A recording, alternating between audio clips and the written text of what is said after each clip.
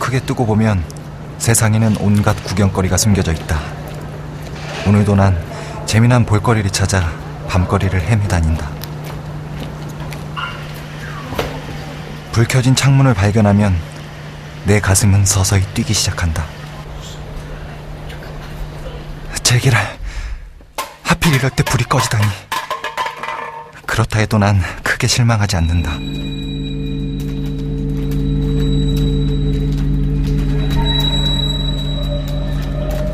바로 저기다. 아마도 저 안에는 어여쁜 여자가 내가 보아주길 기다리고 있을 것이다. 상상만으로도 벌써 내 몸이 달아오르기 시작한다.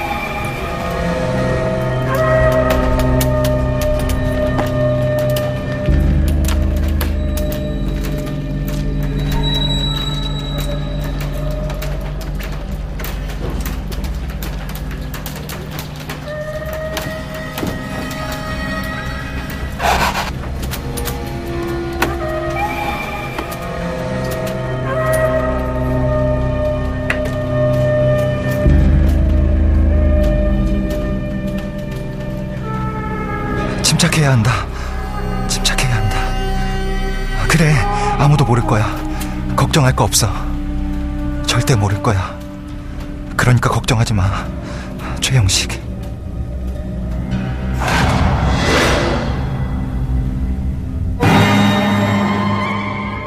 연지야, 얼른 일어나서 학교 가야지. 일어나라니까. 얘가 한참 들었네. 어서 일어나, 연지야. 연지야. 연지야. 눈 좀 떠봐. 아니, 이거 왜 이러는 거야? 연지야. 연지야. 어머. 연지야. 아우, 이게 웬일이야. 연지야, 연지야. 안녕하십니까, 표창원입니다. 바로 어젯밤에도 잘 자라며 등을 토닥여준 딸아이가 다음날 아침 싸늘한 시체로 발견되었다면 그 부모의 심정은 어떻겠습니까? 그것도 식구들이 다 함께 잠든 집 안에서 밤사이에 그런 일이 있었다면 그 누구도 믿기 힘든 일입니다.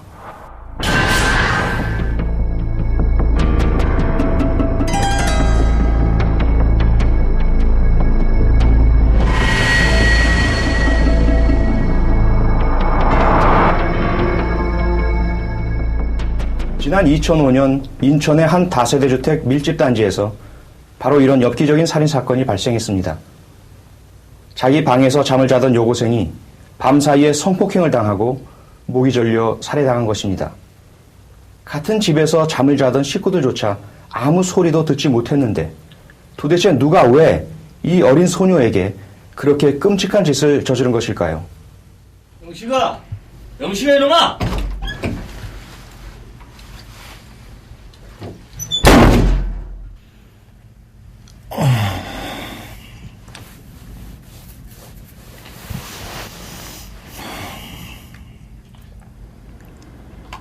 직선으로 치면은 한 700-800m 정도? 그 정도 떨어져 있었어요. 뭐 가족 옆에서 돌봐준 적이 없고 아버지랑 둘이 살지만 아예 서로 이제 분리된 이제 서로 각자 삶을 사니까 그래서 뭐 도움받고 뭐 도움 주고 자기 혼자 해가고 이런 부분에 대해서는 좀 많이 약한 것 같더라고요.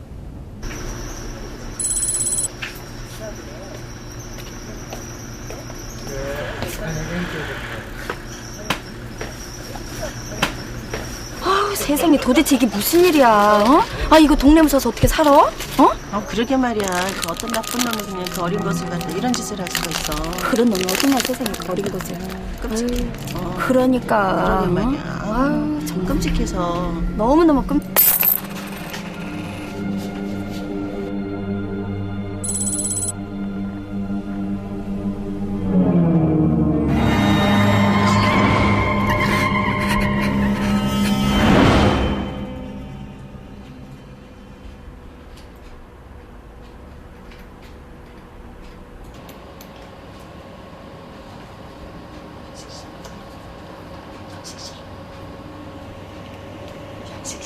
최영식 씨. 아, 예. 아, 그 일 안 하고 뭐 이렇게 멍청히 앉아 있는 겁니까? 예? 아니, 제가 몸이 몸이 좀 안 좋아서요. 안 좋으면 집에 가서 아예 그냥 푹 쉬면 되겠구만. 이거 빨리 절해가지고 총무과를 갖다 주세요. 예, 알겠습니다. 젊은 사람이 왜 저 모양이야?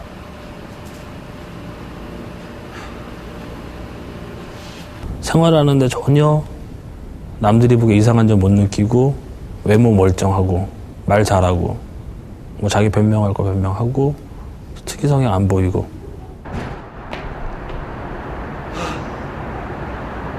아!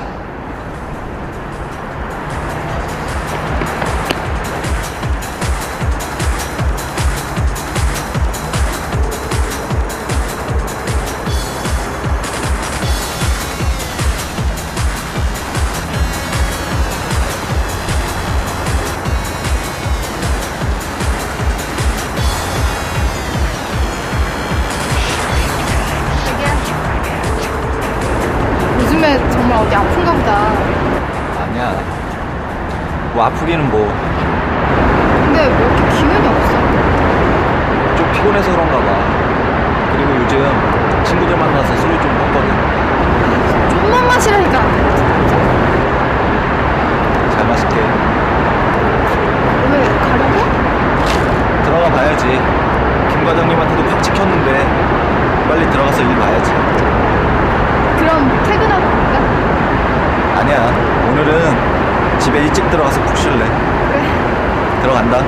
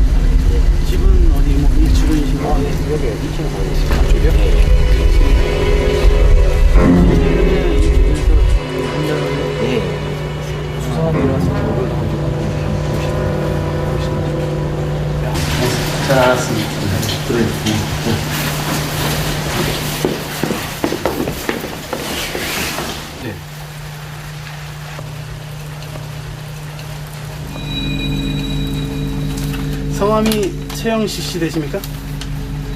예, 맞습니다.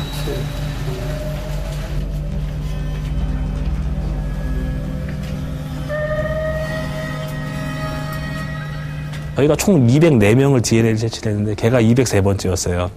안내에서 발생한 무슨 사건 때문에 우리가 당신의 DNA를 우리가 채취해서 우리 거하고 사건하고 연관되는지를 맞춰보겠습니다라고 이미 설명을 하고 채취를 했기 때문에 걔는 그 순간 아, 내가 수사 대상에 올랐구나라는 걸 이제 판단을 했던 거죠, 이제.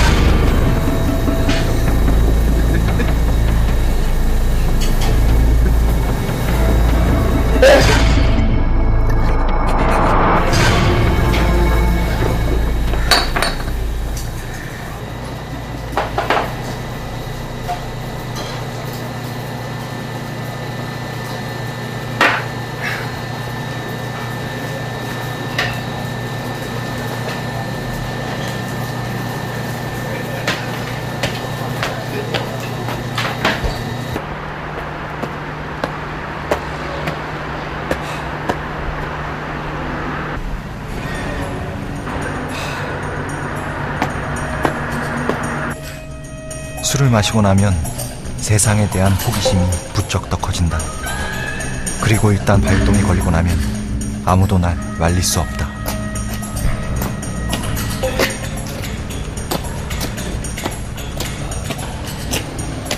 우리 살인사건이 발생하고서 우리 형사들이 한 5, 60명이 나와가고 그 동네 뒤지는 거 알면서도 뻔히 자기가 범행을 해서 사람이 죽어갖고 살인사건이 발생을 해서 형사들 쭉 나와 있는 줄 아는데 자기 어떤 그런 욕구가 느껴진다고 해서 같은 강도 강간이나 강간은 아니지만 자기 성이 꺼내놓고 자유 행위한다는 자체가 푹 빠지지 않으면은 그런 행위를 할 수가 없죠.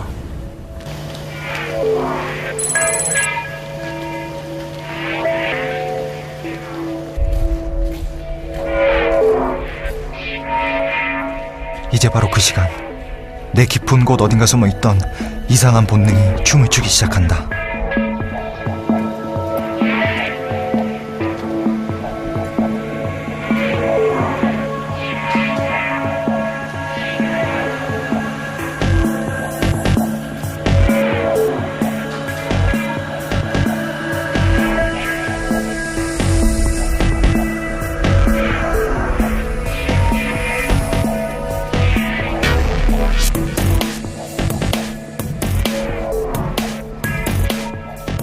세상에 이보다 더 짜릿하고 스릴 넘치는 일은 없었다. 그렇지만 이 때문에 내 인생을 망치게 될 줄은 그때는 꿈에도 몰랐다.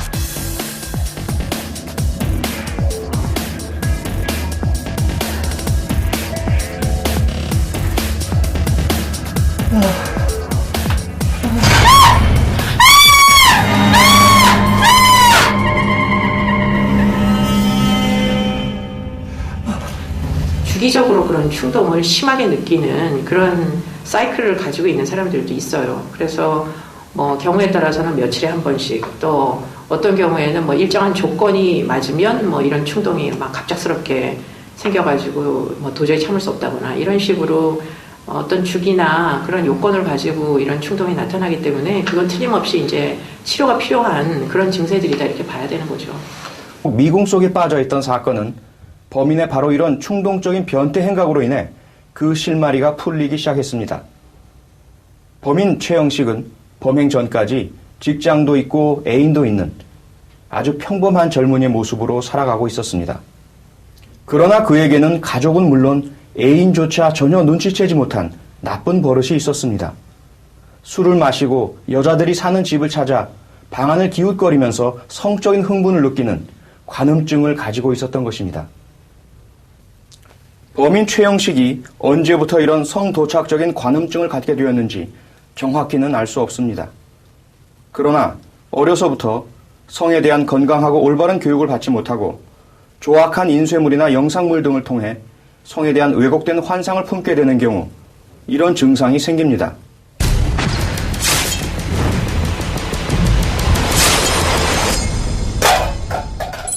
아유 진짜. 아이고 잘한다 잘해. 어? 네가 뭘 잘했다고? 아유 다 때려부셔라 다 때려부셔. 뭘 때려부셔? 어차피 엎을 살림 아유 다 부셔라. 잘한다 너 잘해. 살림을 엎어?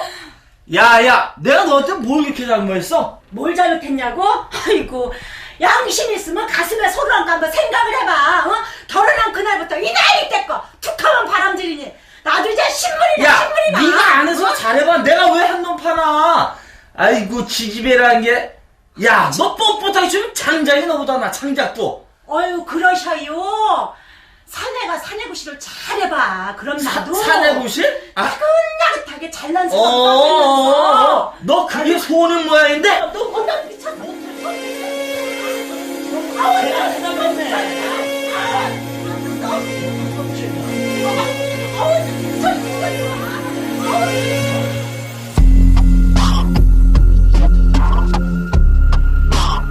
너 그게 소는 모양인데?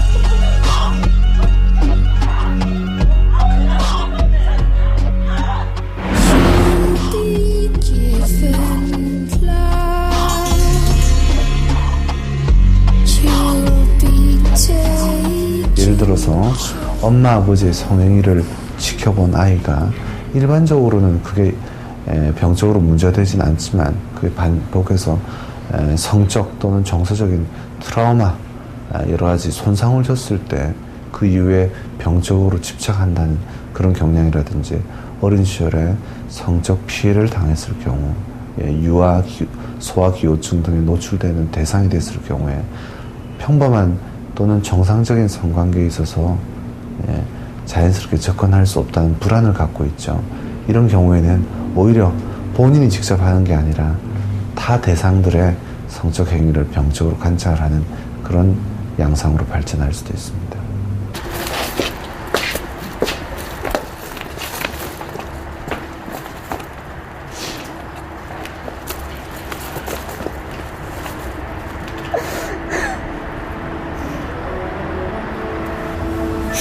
엄마가 나중에 꼭 데리러 올게요. 응?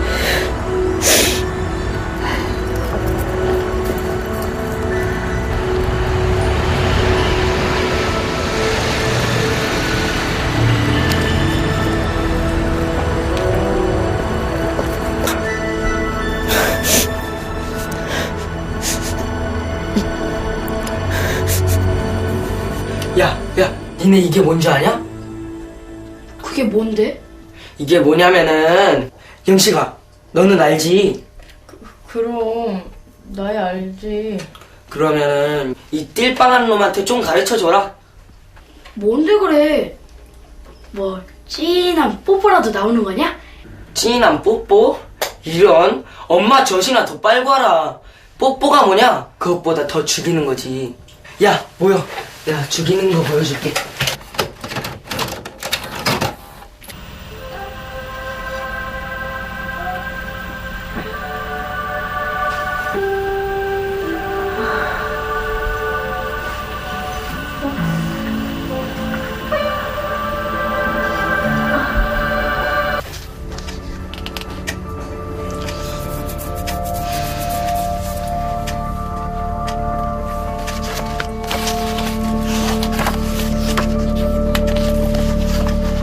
죽이는데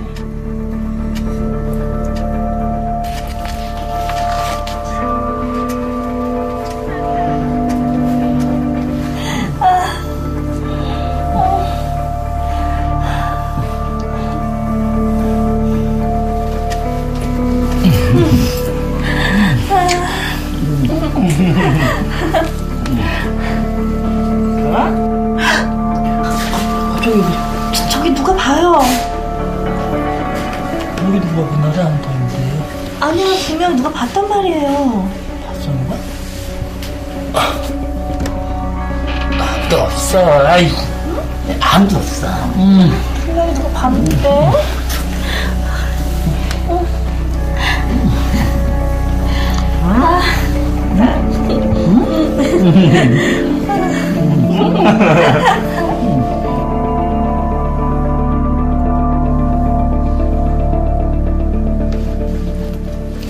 사춘기 시절엔 누구나 성에 대해 강한 호기심을 갖게 됩니다. 그렇기 때문에 이 시기에 적절한 성교육을 받는 것은 무엇보다도 중요합니다.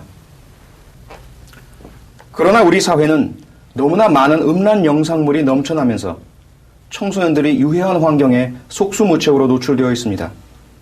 어른들의 성문화가 갈수록 퇴폐적이고 문란해지면서 우리 청소년들 역시 똑같은 속도로 왜곡된 성의식에 물들어가고 있습니다.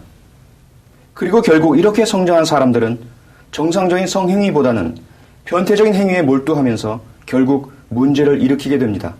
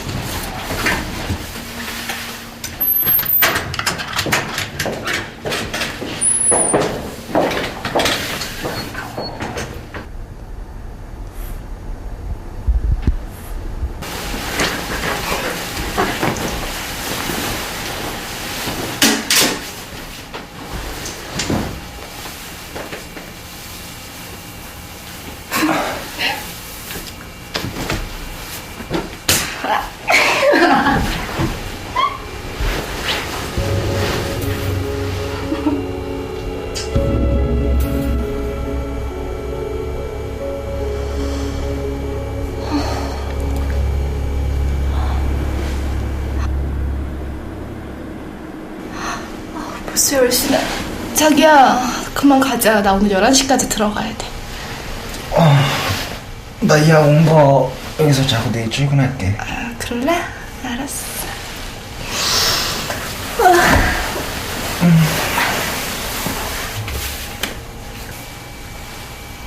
그럼 내일 회사에서 봐. 그래, 내일 보자. 이상하게도 혜주와의 정상적인 행위엔 별 흥미를 느끼지 못한다. 짜릿한 스릴도 쾌감도 없기 때문인 것 같다. 이런 소리야말로 정말 나를 흥분시킨다. 온몸의 세포 하나하나가 눈이 되고 귀가 되어 나를 자극한다. 어떤 섹스도 이보다 짜릿할 수는 없다. 병적 관음증은 상당한 성적 호기심이 많은 상태라 할 수 있고요. 이런 성적 호기심에서 일어나는 수준뿐만 아니라 이로 인해서 본인의 충동을 조절할 수 없는데, 이런 양상이 만약에 정상적이라면 정상적인 이성관계에서 일어날 겁니다. 그런데 이런 사람들은 정상적인 이성관계에 어떤 결함이 있고, 또는 자신의 성기라든지 성기능 자체에 대한 상당한 열등감을 가지고 있다든지 사회적인 외톨이 등에서 이런 경향이 많이 나타날 수 있습니다.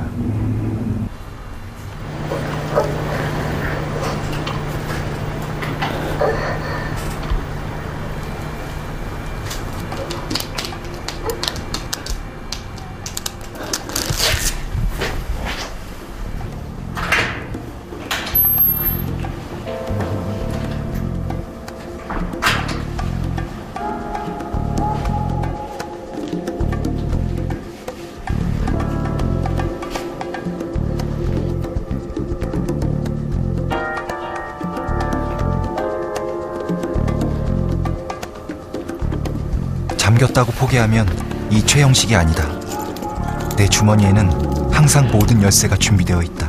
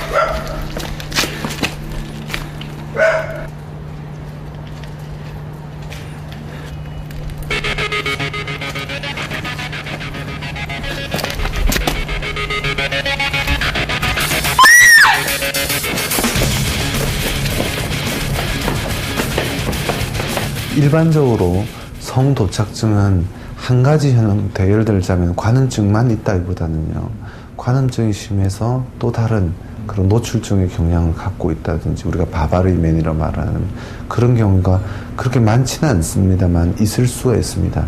이런 형태를 전반적인 바로 성도착증 환자라고 말할 수 있을 것입니다. 범인 최형식은 남을 비밀리에 엿보면서 쾌감을 느끼는 관음증뿐 아니라 길 가는 여자들에게 자신의 성기를 노출시키면서 쾌감을 느끼는 노출증 증세까지 나타내기 시작하면서 점차 심각한 변태 성욕자의 모습을 보이기 시작합니다. 그리고 대부분의 변태 성욕자들은 크던 작던 간에 성범죄의 늪에 빠지기 쉽습니다. 범인 역시 예외는 아니었습니다. 몇 건의 주거 침입과 사소한 절도 행각, 그리고 음란한 행동 등을 통해 점차 대담해지기 시작한 범인 최형식은 결국 절대로 용서받을 수 없는 범죄를 저지르게 됩니다. 두 번씩입니다. 제게 맡겨주십시오.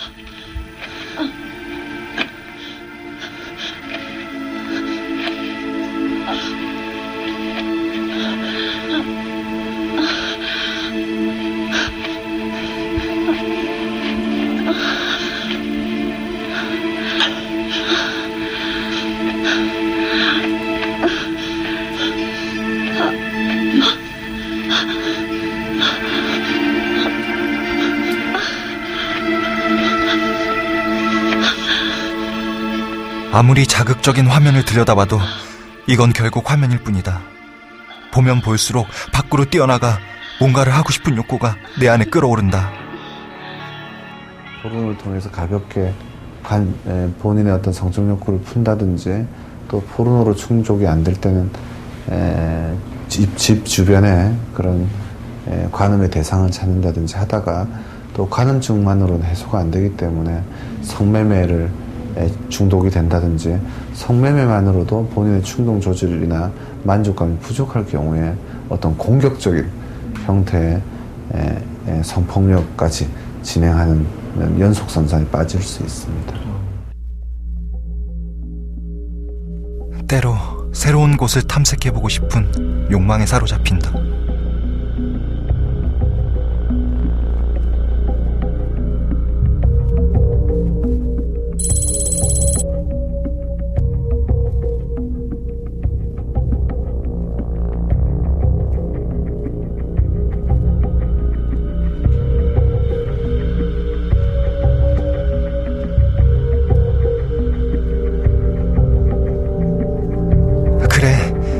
여기라면 괜찮은 그림을 볼 수 있을 거야.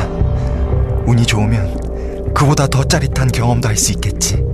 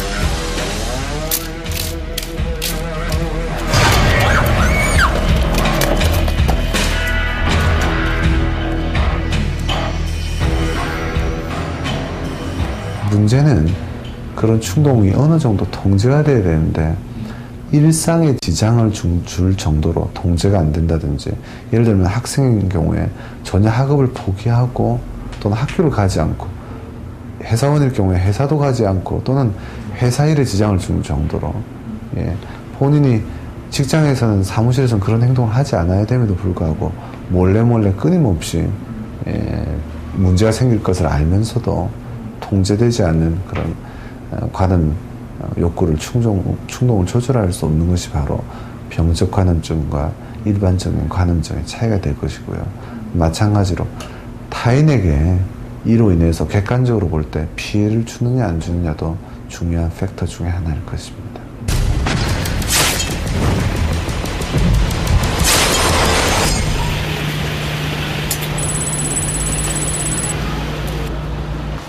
이제 다시 나의 구역이다. 익숙하고 안전한 나의 동네.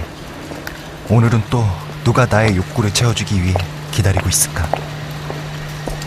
저 여자가 마음에 든다.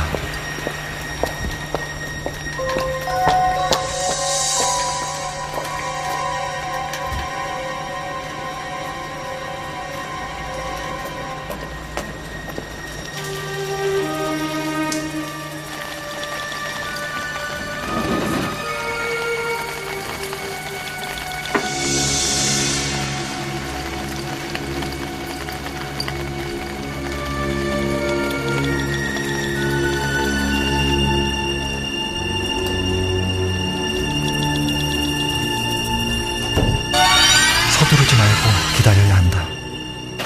이 짜릿한 흥분감을 고스란히 음미하면서 오래 기다려야 한다.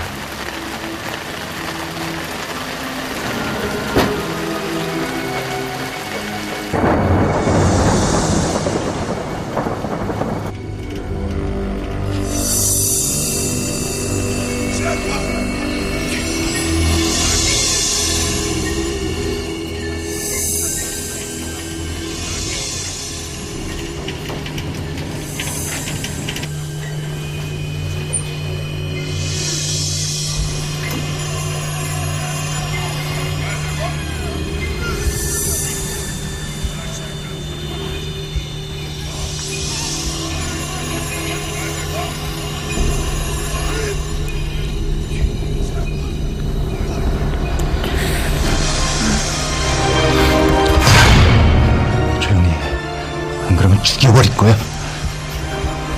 시키는 대로 해. 그럼 살려줄 테니까.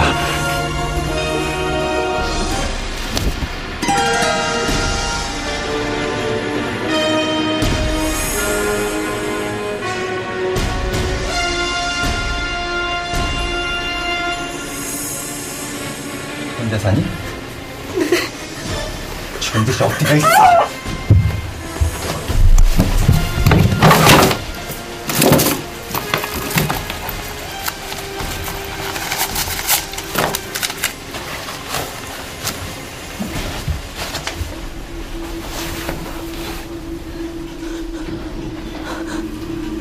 살려주세요.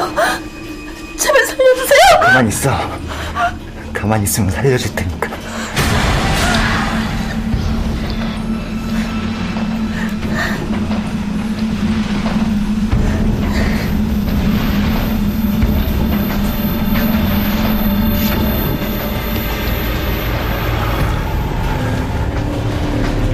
새벽에 그 엿볼집 찾아다니다가 여자 혼자 이렇게 귀가하는 걸 이제 본 거예요, 이제.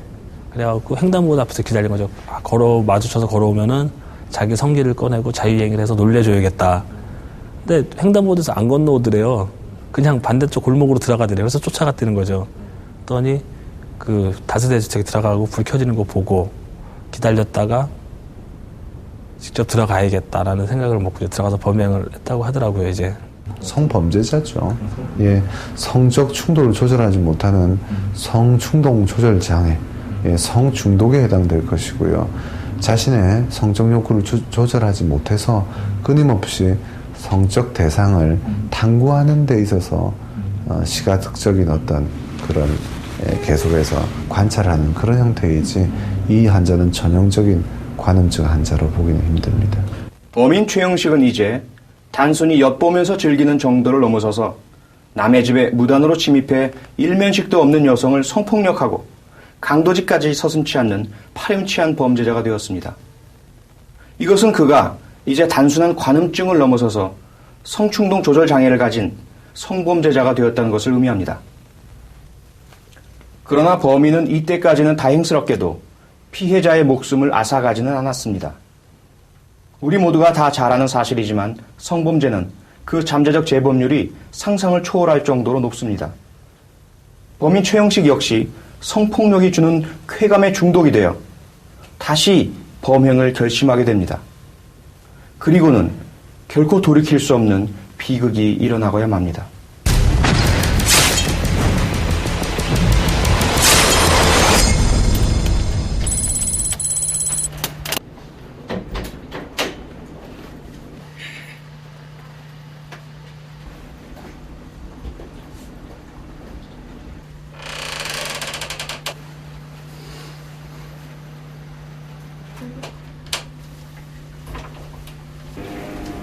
이거라도 마시고 해. 아, 엄마는 그냥 일찍 주무시라니까. 내일 새벽부터 일찍 나가셔야 되잖아요. 남들은 과외다 학원이다 뭘 시켜서 안 날들인데 이렇게 열심히 하는 이런 놈 뒷바라지도 못하고. 어차피 공부는 자기 스스로 해야 되는 거예요. 그러니까 엄마는 얼른 가서 주무시긴 하세요. 얼른. 그래. 너무 늦지 않게 하고 눈 좀 꼭 붙여. 알겠어요, 엄마. 걱정 마시라니까. 제가 다 알아서 할게요.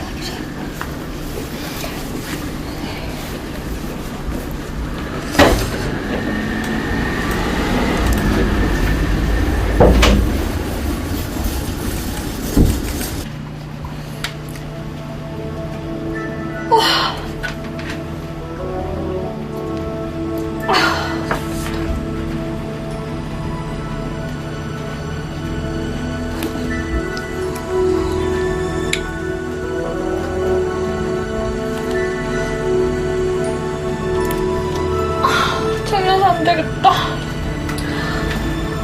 잠 줘야지.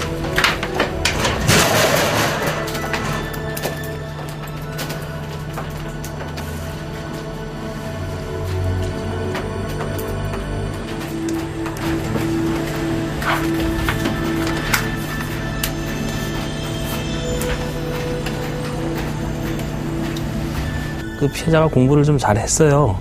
나름대로 반에서 어느 정도 석차도 되고 하는데 집에서 뭐 이렇게 과외나 이런 거 시켜줄 능력은 안 되니까 뭐 인터넷이나 이런 데 통해서 자기가 이제 혼자 공부하고 집에서도 많이 기대하고.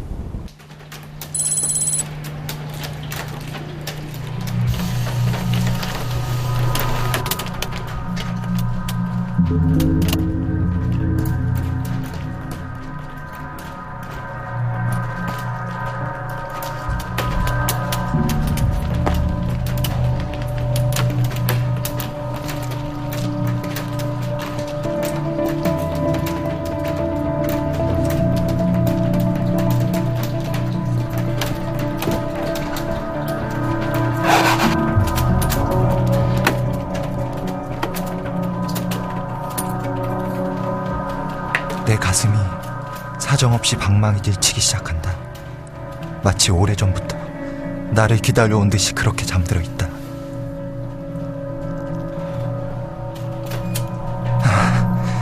저 얼굴이라도 한번 만져볼 수 있다면.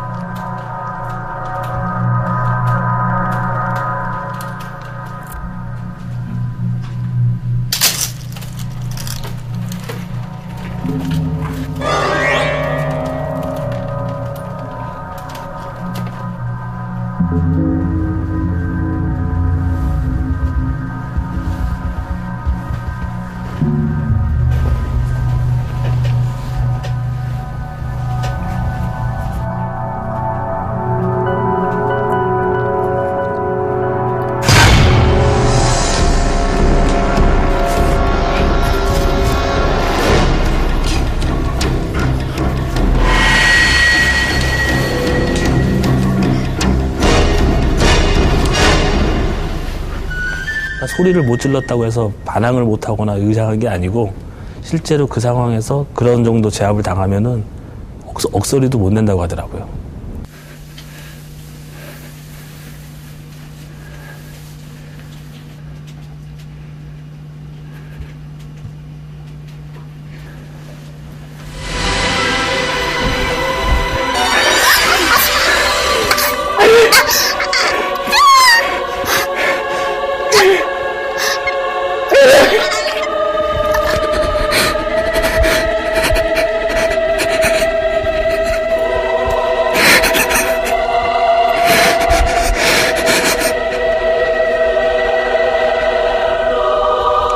지금 여고생의 경우에 예컨대 뭐 집안 식구들이 있는 상태에서 피해를 당한 거 아니에요. 그러니까 굉장히 그 어떤 피해자는 불안 수준이 높았을 거라고요. 아, 이게 지금 얘가 혼자 있는 상황이 아니고 소리라도 지르면 누구라도 들이닥칠 것이다라는 거를 아는 그런 상황이죠. 그러다 보니까 굉장히 불안한 상황에서 뭐 그 피해자가 무엇인가 액션을 취하려고 한다라는 그런 뭐 그 단서를 이제 감지하는 순간 뭐 자기가 이제 그 자리에서 그냥 인생이 끝장나겠구나 이런 생각이 한편으로 들면서 그러면 뭐 이 피해자를 죽여서 알리지 못하게 만들어야 되겠다 뭐 이런 생각을 충동적으로 했다 이렇게 볼 수 있는 거죠.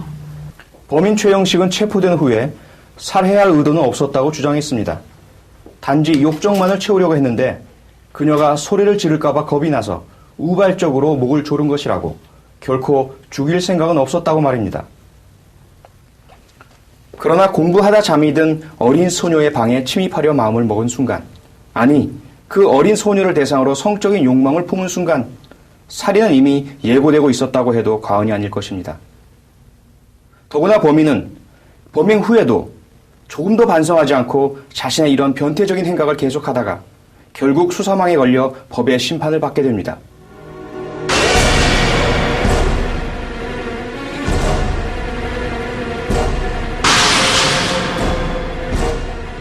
어려운 환경 속에서도 열심히 공부하며 부모님을 흐뭇하게 했던 착한 여고생 연지양은 이렇게 영문도 모른 채 참혹하게 세상을 떠나게 되었습니다. 성범죄에 대한 좀 더 강력한 형벌제도와 성폭력 전과자에 대한 정부 차원의 체계적인 관리와 감시를 통해 다시는 이런 범죄가 재발하지 않도록 철저히 막아야만 할 것입니다. 그것만이 꽃도 피워보지 못하고 떠난 연지양의 억울한 죽음을 조금이라도 헛되지 않게 하는 길일 것입니다.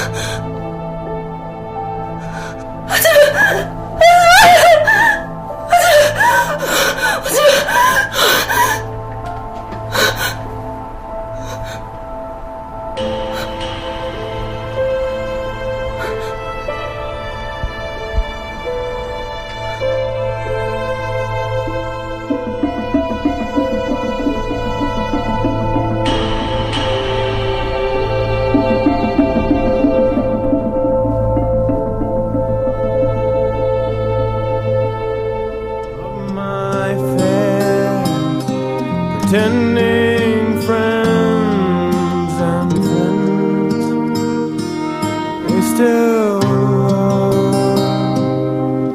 proved false and turned their backs on me when mine was at the wall.